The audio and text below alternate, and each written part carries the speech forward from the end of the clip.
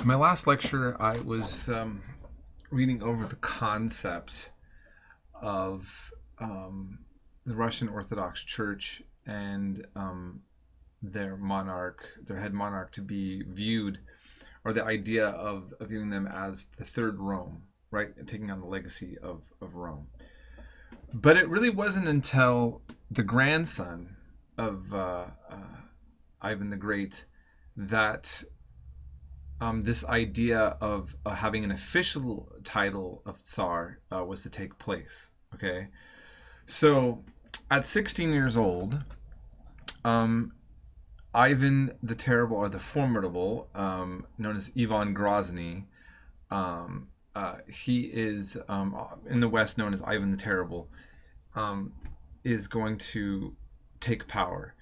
And at 16, you're going to say to yourself, well, I mean, that's young. My daughter's 17, I mean, ruling a country.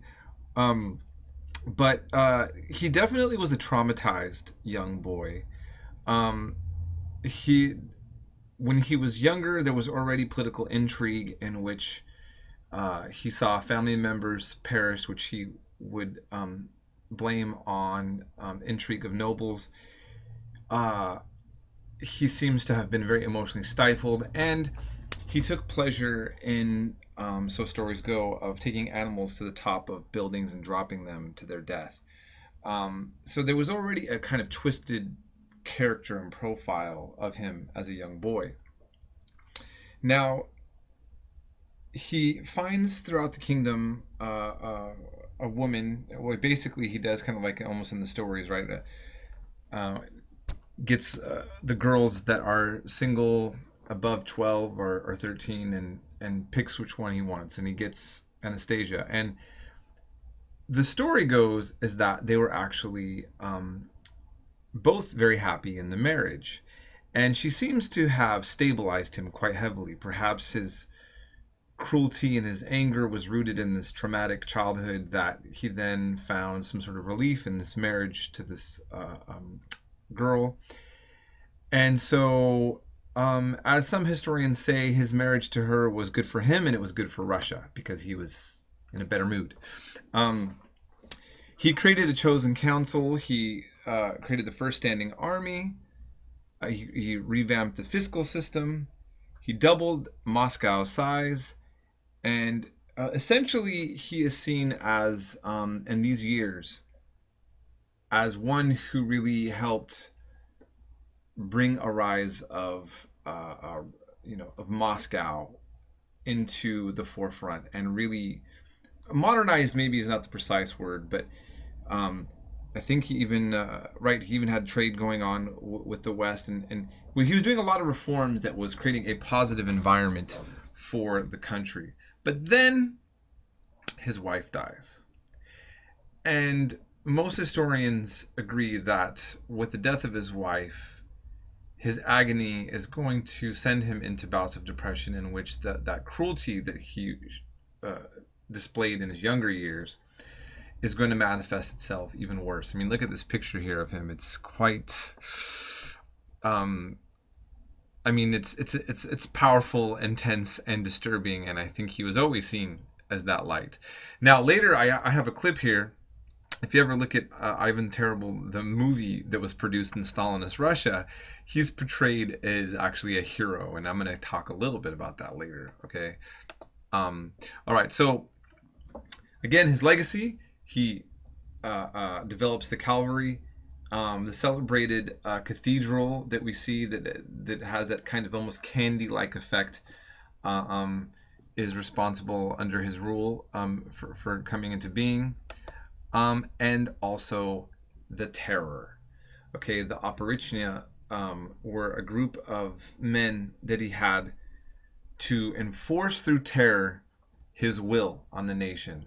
And they actually carried symbolically a broom, which was symbolic of sweeping away, like, basically the filth of society, and like, I believe, a dog head here, wearing all black. I mean, it's something out of a horror film, a story out of the Game of Thrones, that actually was real life.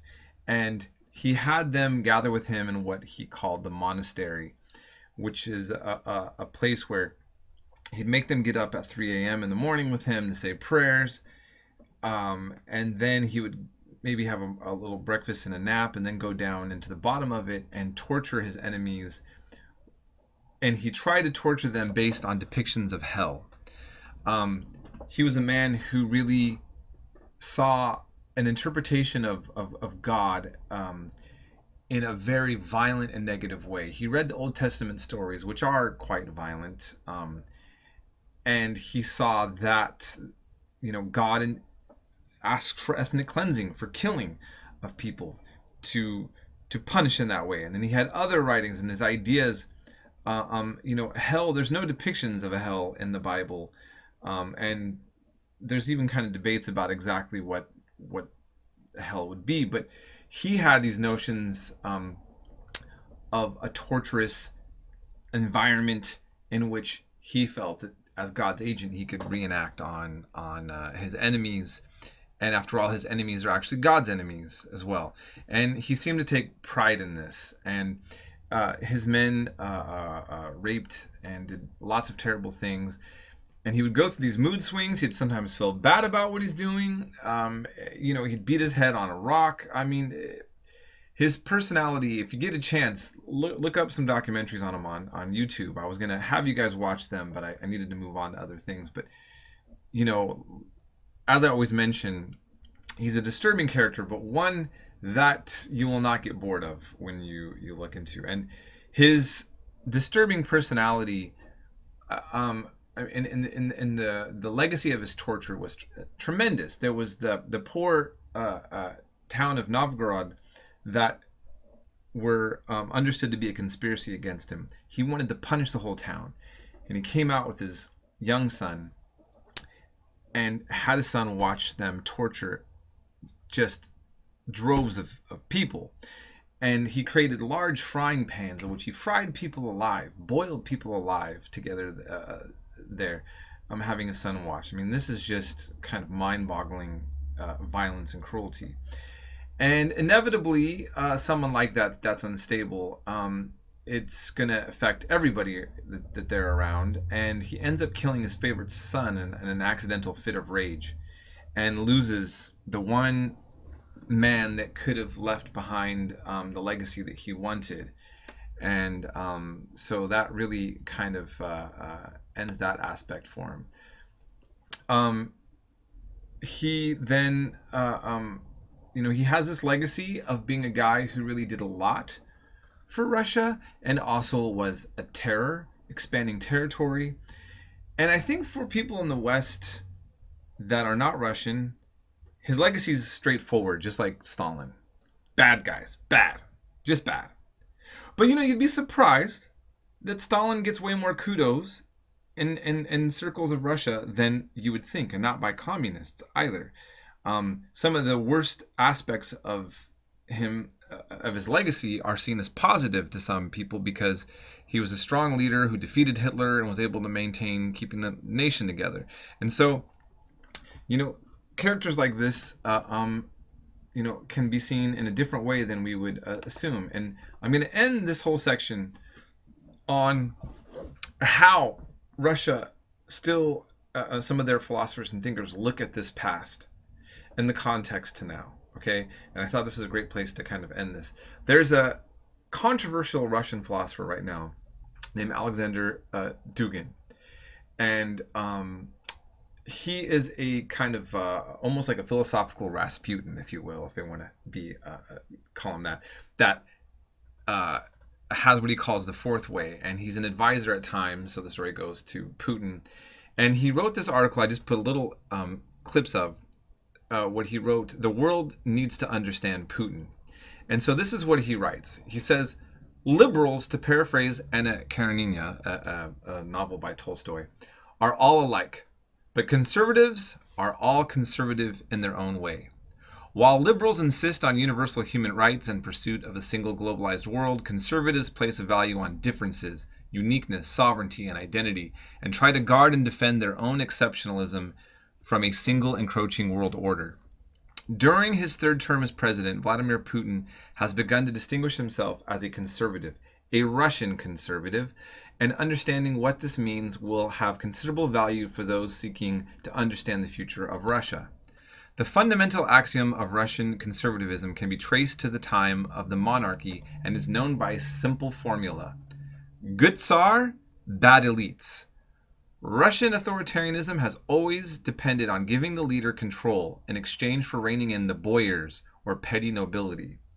This was true of Ivan the Terrible and Joseph Stalin, but it was no less true of the radical reformers such as Peter the Great and Vladimir Lenin, who were equally authoritarian and drastic, but approved in general by masses because they targeted the elites.